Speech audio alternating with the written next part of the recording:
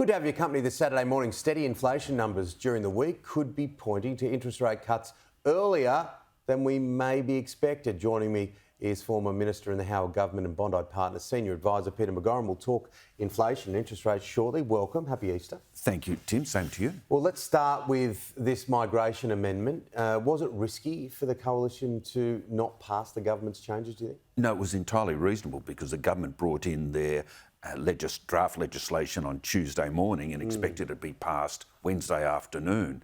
Tim, it's getting very complicated for people, very, very simply. Yeah, we need simplification on these things. 149 criminal detainees were released into the community. That's still ongoing.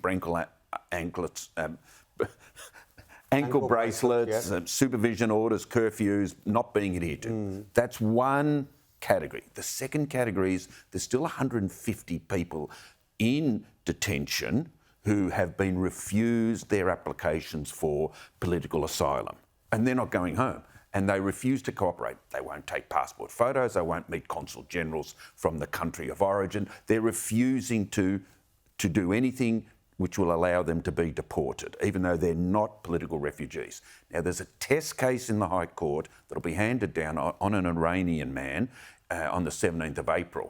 And if the High Court finds that you can't keep him in indefinite detention, even though he's causing it himself, then the 150 are going to be released. So the government's right to address the issue. But as always, they're very late to the party and they're trying to rush it through. Should the Prime Minister remove the Home Affairs Minister and Immigration Minister in a bid to have some damage control, do you think?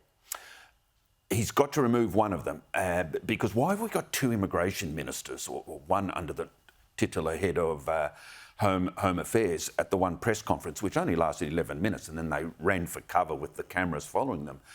Look, Andrew Giles is not up to the immigration job. He's a former immigration lawyer, advocate for refugees. He's conflicted, I suspect. Clare O'Neil, as the senior minister, should be handling it all. Either merge Andrew Giles's role and responsibilities into the bigger department and let her manage and prosecute these issues, or get rid of one of them. Now, the government clearly tried to rush the immigration amendment through before Easter. Did it end up backfiring? Completely and utterly. It humiliated the government because the whole of the Senate, the Greens, the crossbenchers, Jackie Lambie, One Nation and the opposition rejected their rushed approach, required a Senate inquiry, which will report on the 7th of May before the Parliament resumes on the 14th of May. Now, we've got some vision of Alice Springs. Of course, it's had its challenges and continues to have challenges with youth crime.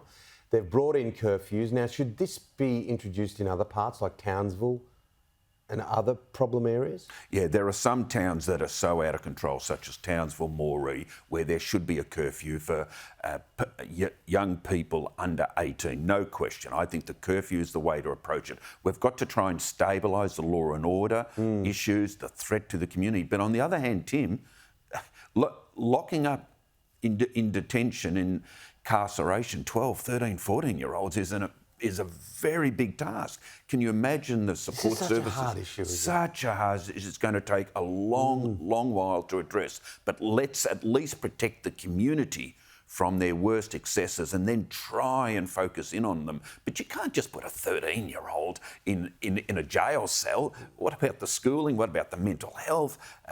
But those kids are often trying to escape terrible dysfunctional family It's the cycle, issues. isn't it? It's the cycle. Yeah, now Parliament has now risen and will return for the budget. All eyes will be on inflation. There were steady numbers this week, pointing for a lot of economists to say that these interest rates will come and drop quicker. There's an expectation, Tim, after an inflation rate of 3.4%, it's a great figure in the 12 months to February, that an interest rate cut from 4.35% will appear in about September, October. I'm not so certain. There's two speed bumps in the road. The first is wages growth. Now, the government's funding aged care workers, childcare workers. They're supporting an increase to the minimum wage, which is fair enough to a point. But the economy was almost boosted by Taylor Swift there for a while, wasn't it? So, look, it was because we're going to see. I think we're going to see a drop in spending. True, we are, Tim. We're seeing a drop in spending, except for petrol, electricity and rent, which is beyond people's control. But the other speed bump is going to be the effect of the tax cuts. Now, they'll start from the 1st of July, and there are some economists who are saying that that represents a reduction equivalent of interest rates. So there's a hope that it will be September. I think it's more likely to be December or early next year. A lot of people are hanging out, aren't they? They're They are. really hanging, and I can understand why. Peter, good to see you. Thanks, Tim. Happy Easter. Cheers.